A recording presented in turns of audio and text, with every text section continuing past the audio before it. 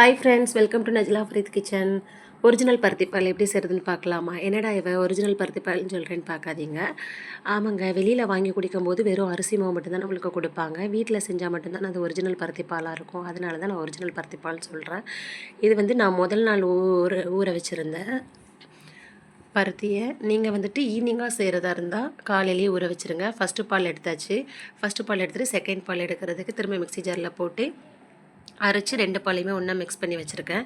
இதுக்கு தேவையானது என்னென்னு பார்க்கலாம். பருத்தி பால், பச்சரிசி நைட்டே ஊற வச்சுருந்தேன். அதையும் அரைச்சி பருத்தி பாலில் மிக்ஸ் பண்ணி வச்சுருக்கேன். ஒரு 1½ கப் வெல்லம், ஒரு கைப்பிடி அளவு தேங்காய் துருவல், மிளகு, சுக்கு, ஏலக்காய் எல்லாம் இடித்து வச்சுருக்கேன். இப்போ சட்டியில் பருத்தி பாலை ஊற்றிக்கலாம்.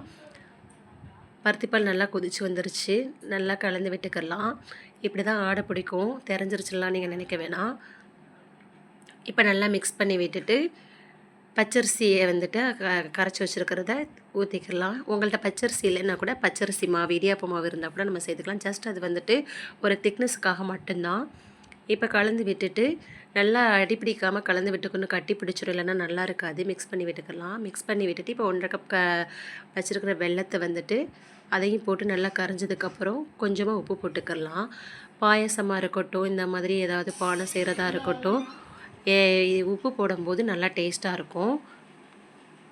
அதுக்கப்புறம் அடுப்பை ஆஃப் பண்ணிவிட்டு இந்த இடித்து வச்சுருக்கிற மிளகு, சுக்கு, ஏலக்காய் எல்லாத்தையும் மிக்ஸ் பண்ணிக்கலாம். அடுப்புலேயே வச்சுட்டு போட்டோம்னா அது கசந்துரும். அதுக்கப்புறம் தேங்காய் துருவலை சேர்த்துக்கலாம். இப்போ எல்லாத்தையும் மிக்ஸ் பண்ணி விட்டுக்கலாம். கண்டிப்பாக குட்டீஸ்க்கு வாரத்தில் 2 தடவை ட்ரை பண்ணி கொடுங்க. ரொம்ப குளிர்ச்சியான ஒரு பானம் இது. பெண்களுக்குமே இப்போ ரெகுலராக வர பீரியட்ஸுக்கு வயிற்று வலிக்கெலாம் குடித்தா ரொம்ப நல்லாயிருக்கும். கண்டிப்பாக ட்ரை பண்ணி பாருங்கள். தேங்க்ஸ் ஃபார் வாட்சிங்.